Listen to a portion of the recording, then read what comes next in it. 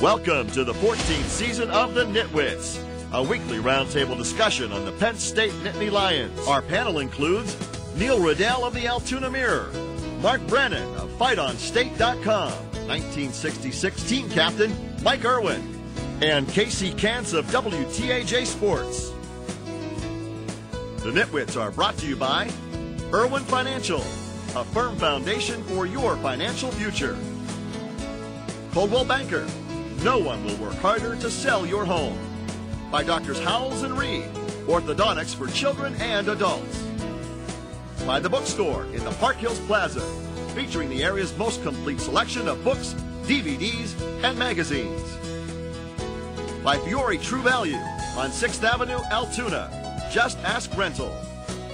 By Pacifico's Bakery, genuine Italian bread and rolls for your tailgating needs. By the Altoona Professional Hearing Aid Center, your hearing aid healthcare professional. By Monarch Cleaners, for all your cleaning needs. Your rehab choice, Health South Altoona. Ask for us by name. By J&P Auto, home of the $1,000 push, pull, or tow. By Courtesy Motors of Altoona, where courtesy means a great deal. By the Allegro, where fine cuisine is a way of life.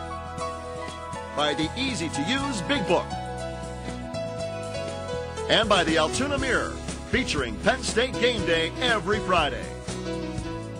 You can also see the NitWits on AltoonaMirror.com. And welcome to another edition of the NitWits. The guys are all here. Neil Riddell, Mike Irwin, Mark Brennan. Guys, wow, Penn State able to battle out a 13-3 win over Iowa Saturday afternoon at Beaver Stadium. It's the second time in the last 10 meetings they've been able to beat the Hawkeyes. Neil, I can't say we really saw it coming, but a good win, a really good win when you haven't beaten this team in so long. Yeah, I agree, because I think what a loss would have done was really sent this season south. And what I liked about it was they got back to their strength of some of their traditional things, running the football, offensive line challenge, which they're going to need, particularly as this whole quarterback, whatever you want to call it, derby mess continues. I think the fact that their offensive line took over the game was a really good sign. Mark? Yeah, I mean, in this, in losing 8 of 9 to Iowa, Penn State generally struggled either offensive line and or defensive line, and both of those areas to me just came up huge in this game. It was nice to see the offensive line really get it done when the game was on the line. I loved when, after they have the turnover, McGloin is picked off in the end zone. When they get the ball back, run, 10 straight runs. Penn State had one passing attempt in the fourth quarter, and that was for the touchdown. So, you know what? That you need to be able to run the ball in the Big Ten, and they did a good job of establishing that. Great job offensive line. We'll talk about that a little bit more in depth in a little bit. Mike, what'd you see? Great. Well, I think it was like a coming out party, and I think they finally made a statement. And I think everybody had their doubts about Penn State up to this point, but now the way they dominated that second half, it reminded you. I was trying to look back to figure how long ago it was that they looked so good in a half or in a quarter, especially the fourth quarter. I mean, they just dominated Iowa. And Iowa, I think, has a pretty decent team. So they made a statement against a good team. So I think we have a lot to look forward. Sure. And a lot of the soothsayers are going to have to step back for at least another week, and not. But I was happy because, like Mark said and Neil, the offensive line didn't make any mistakes. I mean, they didn't jump off sides. They were real consistent, and they were open the holes, and it was the old traditional Penn State ground game that took them down there when they needed it. And I think that the defense also won this game, and I think they're going to continue to need the defense to play like it did yesterday. And what I liked is this was an aggressive defense. Gerald Hodges said, scrap, let the dogs out. And I think they're going to need to stay out because Bradley really went after it. It was nice to see an aggressive style defense. Yeah, especially at the end of the game. I mean, that's how they really hammered this thing down. Once they got the 10-point lead, wow, they just absolutely dropped the hammer. Sacks, rushing the quarterback, turnovers at the end of the game, all that was really great. I have to say, nobody on this panel thought Penn State had a chance to win. Oh, wait a minute. Wait a minute. There is one person on this panel. Let's give us a shot. But, I was really happy, too, that Tom Bradley let the dogs out. I mean, that's the first time I really remember Penn State really blitzing that often and that much and really coming after them. And especially guys like Hawkeyes that can make those plays. I mean, it was a great game to watch, and it was great for Penn State. Well, Hodges' speed that he has at linebacker, you can see him because, they're missing Motti. They didn't have Lynn. How about the way Amos played as a true freshman on the corner? McNutt only had 4 catches. It was funny. We're looking at some of the stats there and talking to Gerald Hodges after the game, and some of the questions were, could you look into the eyes of the offense and seeing them kind of, wilt under pressure a little bit? And of course, he said, "Oh yeah, we looked right in their eyes. We saw it." But it almost made sense because the defense really did sick it on them there late, where Vandenberg couldn't really get anything going. I think that was probably the best part late in the game, like you said. Well, the thing is that they knew they had to come up with a turnover. Iowa was driving the ball about midfield, and that's when Hodges knocked the ball loose and we recovered. But a couple big turnovers. The defensive backs jumping out at the end. What is it, Willis? Willis had a pick. Zuke, I mean, he came through. One of the funny things, and I know you were there, Casey, when Hodges was talking about every game he had been saying to Tom Bradley, "We've got to blitz more, Coach. We've got to blitz more." He said this game he didn't say anything. So he said from here on out he's going to keep his mouth shut, and hopefully the proof is in the pudding and what happened with the defense. Well, before Mike makes his reservation for Indianapolis in the Big Ten title game, I think the way you're still not sure. I mean, the offense played in the running game better, but the defense still can't afford. Astorino had a chance for a pick six. You got to hold that ball. Yeah. Crawford had a chance for an interception, real deep in Iowa territory, and I think that this defense is going to have to even score points going forward to maybe make up for some of the things that you get on offense. Good point. Let's talk about the offensive side of things. Just 1 touchdown, but a running game that impressed us again. It was highlighted by Silas Redd's 142 yards. I thought it looked good. Good running game. We talked about the offensive line a little bit. We'll talk about that a little more in just a bit. But they opened the holes. They didn't allow any sacks, and they looked just fine, I thought. Well, we were wondering what Silas Redd would be capable of when they finally started opening some holes, because through the first 3 or 4 games, he really didn't get much running room. In this game, he obviously got a lot of running room. And the other thing I liked, Dukes has really emerged as a great complementary back. The way he gets up there in the hole and just runs tough. They have a really nice 1-2 punch, and this is without Beecham. This is without Stephon Green. They've done a really nice job recruiting a tailback. You saw a touch from Steph yesterday. Who could have foreseen a screen coming to Came out of nowhere. Stephon's screen? Well, they averaged 33 passes a game for the first 5 games. Yesterday, they only threw 26 times, which. Okay, let's get the ball to your best player, which may be Redd, and let him get a feel for things while they're herky-jerky with the quarterback. And I think Redd has proven. How many times on 3rd down did they run and gain a first down? Yep. Well, they dug themselves a hole a couple times in the earlier games. They'd try to reverse or do some of those things. At least here they're going right after them. I mean, and they're going to live on first down if they get 5 or 6. Then they could keep the ground game going. And I really think that whole offense rose to the occasion, especially in the 4th quarter. The crowd got behind them. They got the turnover. They just drove the ball right at a good Iowa defense. Iowa's defense is ranked like 8th in the Big Ten against the run. They're definitely missing Anger and they lost 3 guys to the NFL. Guys, But that said, the way that this offensive line had been playing, it was struggling against teams that weren't very good. And I think this is really something they could get the momentum and the confidence. How much of this is confidence? Joe said afterward he thinks they have some really good offensive linemen that just were not getting it done, and it finally clicked. And I think if you're a Penn State fan, you hope that carries on because you need a really strong offensive line in the Big Ten. Well said, guys. We're due for a break. Back to continue our offensive discussion next. Of course, why not? It deals with the quarterbacks. Stay with us. You're watching the NitWits.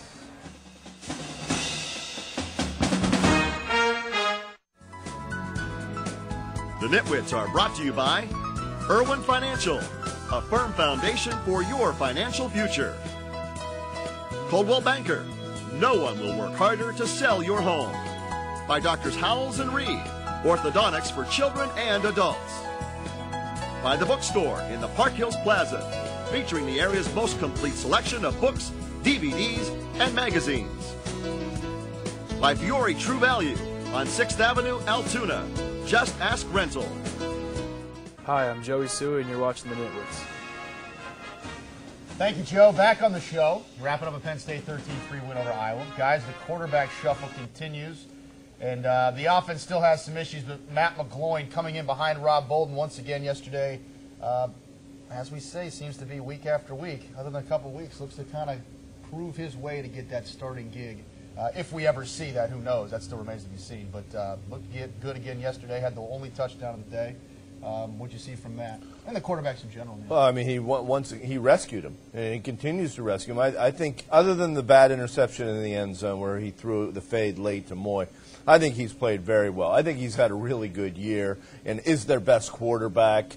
I think they ought to start him. I have no explanation for why they would continue this. This was the first time I thought that, in the second half at least, that you got the sense that, okay, now he's the guy. Because he started the second half.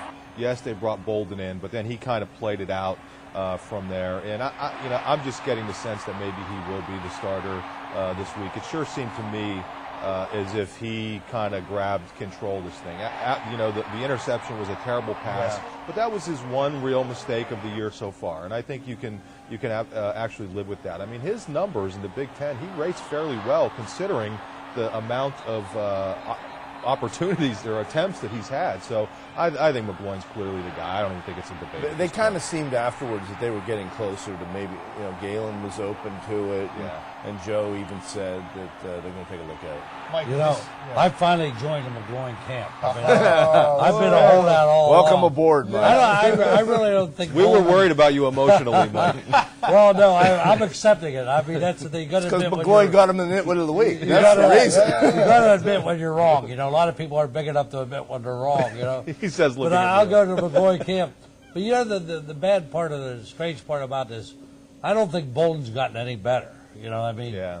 I think McGloin clearly yesterday came out and had that team moving, and he was pinpoint passing, except for the interception that he probably made that mistake on. But, I mean, that's what you get. He's not perfect, but he's going to make mistakes. But, I don't know, Bolden, he was lucky on a couple of his receptions. He was lucky they got him and almost turned things around. That's a great point. Just 3 of 7 was Bolden on Saturday. But look at that first drive. We go back to that. I mean, he really avoided some huge mistakes there. There was the interception. There was the great catch by, was it Zerba? Yeah, off the official's foot. Off the official's foot. Is Bolden really losing ground on this kid? I mean, I'm not sure if he's losing ground. I don't, I said, going into the Temple game, I thought he had a chance to establish himself, and he just has not done it. And I think it's not as much him losing ground as it is McGloin establishing himself. I think he really, the team seems to respond to him better. McGloin has such a better feel in the pocket. I mean, some of the intangible things, with Bolden trying to throw the screen pass, he struggles with that, doesn't have a good feel for when pressure's coming. He still has a lot of football to play in his life, but right now, McGloin is the guy. He telegraphs passes. I kind of sat in on his little media conference yesterday, Bolden, and I kind of feel bad for this kid. I really think he's been placed by everybody around him in a very tough position, and I don't think this game is too big for him right now. That doesn't say, because last year he looked better early, so what's ever happened, and that's happened to Penn State quarterbacks before when they come in, they look better sometimes early when they get there than after they're in the program, but I'm not sure that it wouldn't benefit him ultimately to redshirt even next year. I thought that last year when it was looking like it was getting away from, but that's when you thought maybe there was a backup in Paul Jones. One of the big concerns I had, is if one of those quarterbacks got hurt and you only had one. Now, they're pretty good shape next year. They have that kid from down east. Morningwig coming in. So if they can get through this year, looking ahead to next year, they should be in pretty good with Jones coming back. But you wonder, you don't want to destroy Bolden's confidence. So I think you got to keep playing him in spots, but I'm not sure you want to start him. But his touch isn't the same. But even when you think about the screen pass, I mean, how hard is it to throw that screen pass? I mean, why can't they just teach him to dump it over there? I mean, that's not rocket science or anything like that. You'd think they'd be able to do that. Well, the thing is, you have to imagine he can do that. Yeah. And that's my point where I just think that McGloin seems so much more comfortable out there. He does. I mean, even on the interception, he kind of danced around probably too much to his own detriment. But he just seems cooler and calmer and everything else back there. And again, Neil makes a good point. Bolden's still a very young guy. He has a lot of football ahead of him. Right now, McGloin's better QB. Guys, the rumor mill's swirling a bit this week as a popular big-name head coach apparently has expressed some interest in Penn State. We'll discuss that, plus our picks for Week 7 still in the way. It's all coming up on the NitWits.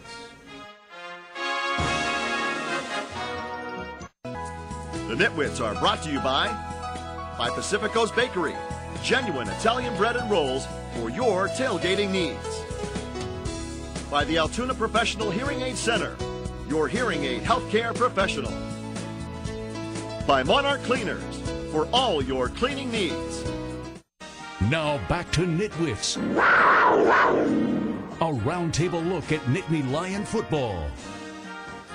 It indeed is. Welcome back. A report surfaced Friday saying that former Florida head coach Urban Meyer was contacted by Penn State officials in September about possibly taking over for Joe Paterno when he retires. Guys, any truth to those rumors, you think? Well, he sort of denied it when approached by reporters. But what would you expect him to say? You know, the guy who reported this out in Columbus, Ohio, has been a beat writer for Ohio State since the late 80s.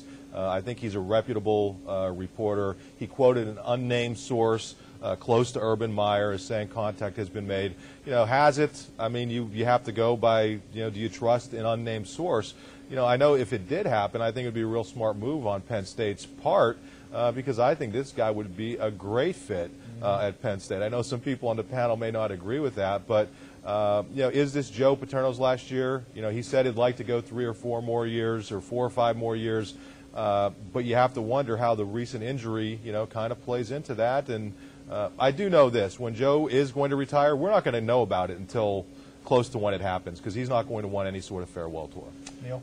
Yeah, I totally agree with that. This is the #1 free agent out there, and if Penn State, I thought some of the Dungy rumors a year ago were somewhat believable in December because of Joe's health. These seem to me to be even more believable. In the story that this guy did in Ohio, he was pretty thorough, and Meyer admitted that he misses coaching already, quote-unquote, terribly. Yeah. So if Penn State, I think, needs to be proactive, it would be helpful if Joe is involved in the process and would give a blessing. But if they don't be careful, they could be coaching against him in a real short period of time after Ohio State blew that lead last night. Mike? You know, I don't think we should jump into Urban Meyer right away. I mean, there are a lot of good candidates out there and a lot of things to consider before doing it. I mean, when I was thinking about this, I'm looking, you got Larry Johnson, you got Vanderlyn, and you got Tom Bradley on the defensive side of the ball. Plus, you have some pretty good offensive coaches. But, you know, should they be candidates for the head job? And I think it depends on the search committee you set up. Like, you know, historically what's happened down there, like Rip Engel brought Joe Paterno brought Bob Phillips. I mean, Urban Meyer, do you keep the defensive guys? I think you ought to set up a search committee when they do this with Graham Spanier and maybe Steve Garvin and maybe Tim Curley and I'm not sure, maybe 4 or 5 Mike Irwin, guys. throw Mike on the search Well, committee. I should be on the search committee. I think I can bring a lot to the. But I think I'll tell there's you, a lot Mike, of you're things going to that- move so slow that you're going to end up with one of those guys. He gets a No, Nitwit of the week and look what I happens. mean, but I'm not sure he stands for everything that we stand for. I mean, he was coming out of a program in Florida. There were a lot of questionable things down there. So I'm not sure how you jump on the bandwagon. There's Al Golden out there. There's Shiano out there. There's a lot of How other many of people out those there guys you should interview compare? at least. Yeah, maybe so. But I think there's going to be some moving parts, and hopefully they say that the great ADs always have a short list that they're constantly working with. I just don't know, Mike. Your fan base needs energized right now. Yeah. You had 6,000 empty seats for a gorgeous day against Iowa yesterday. You know, the other thing is that down at the bowl game last year, and, you know, we've been to however many bowl games, and Joe always says how much he loves the opposing coach and the wife and everything else, but there seemed to be a genuine – these guys seem to really like each other, you know, beyond the platitudes that coaches give each other and the respect that Meyer paid to Joe. You know, it seemed as if there was some sort of chemistry there. You know, sure, are we reading the tea leaves and trying to figure things out here? Of course we are. But that's kind of what this boiled down to. You know, as much as we talk about football, we're talking about Joe and in his situation every bit as much every week. And real quick, I think that's one of the unfortunate parts of the length of the Paterno tenure. I think he stayed so long that it took away a chance for internal succession, such as Fran Ganner at one point. I think it's probably hurt some of the guys on the staff now. You would hope there'd be able to be some guys retained, but you don't know. They've gone outside for a lot of hirings these last few years. Part of my point is Larry Johnson has been such a great recruiter. And if you don't keep him on the staff, the kids in Maryland and Eastern Pennsylvania that really like him as a coach, I think he's done a great job as a coach on defense. How do you know Meyer wouldn't? Well, he might, but all these considerations, I think they ought to interview him and figure out what a plan would be, rather than just jump in. I don't think it's certainly sparked our interest. It'll be interesting to see how it plays out over the next the next while, I guess we could say. We're back to give our Week 7 picks next. Stay with us. The Nitwits are brought to you by J&P Auto, home of the $1,000 push, pull, or tow. By Courtesy Motors of Altoona, where courtesy means a great deal. By the Allegro, where fine cuisine is a way of life. By the easy-to-use Big Book. And by the Altoona Mirror, featuring Penn State game day every Friday. Hey, I'm Ali Agbu, and you're watching The Nitwits. Welcome back. Purdue comes to Happy Valley next. A noon kickoff on Saturday. Beat a pretty bad Minnesota team yesterday. It's time to get the picks from the guys. I'll start off this week. I think we saw some things from the offense. I think we saw more from the defense, as we all agreed, against Iowa. I'm going to go with a safe 17-6 pick. I'll go next since we have to defer. The other side finally started to catch up a little bit. Right. I think we saw some better things out of the Penn State offense. Purdue obviously has been overmatched in a lot of games. It's played against better opponents. Coming off, and it waxed Minnesota, but Minnesota's terrible. I look for the offense to get going a little bit more for Penn State. I'm going to pick it 21-13 Penn State. Good pick. Well, you guys are hedging a little bit. I think they got to break out eventually here. I predict they'll go with McGloin. I think that'll energize everybody. I'm going to say Penn State 26, Purdue 12. Good pick, Mike. Well, I think Purdue's strength is their offense. They're top 25 rushing. They have a 2-quarterback system, which I don't think works. So I'm like, and they're coming against a good Penn State defense. So I'll give Purdue about 10 points. And I'm going to give Penn State their offense is coming around. I'm trying to get the numbers in my head. What are we doing here? Where's the calculator? I want to go 25-10. 25-10. 25-10. Okay. Wow. Penn State 25, Purdue 10. All safe picks. All right, guys. Appreciate it. We'll come to you next after Purdue week. Next week, once again, it's a noon kickoff. Thanks for tuning into this week's edition of the Nitwits. We'll see you next week. Good night.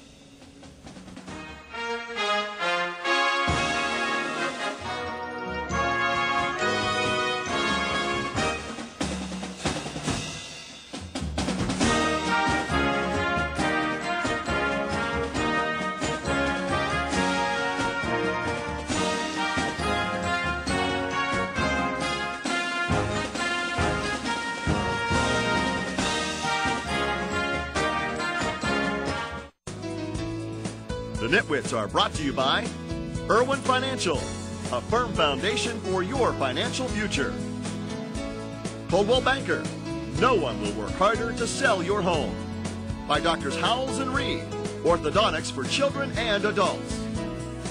By The Bookstore in the Park Hills Plaza, featuring the area's most complete selection of books, DVDs, and magazines. By Fiore True Value on 6th Avenue, Altoona. Just Ask Rental. By Pacifico's Bakery, genuine Italian bread and rolls for your tailgating needs. By the Altoona Professional Hearing Aid Center, your hearing aid healthcare professional.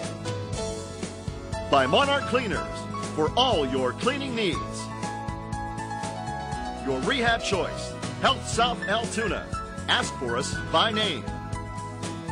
By J&P Auto, home of the $1,000 push, pull, or tow. By Courtesy Motors of Altoona, where courtesy means a great deal. By the Allegro, where fine cuisine is a way of life. By the easy-to-use Big Book. And by the Altoona Mirror, featuring Penn State game day every Friday. You can also see the Nitwits on AltoonaMirror.com. Thanks for watching. and we'll see you next week.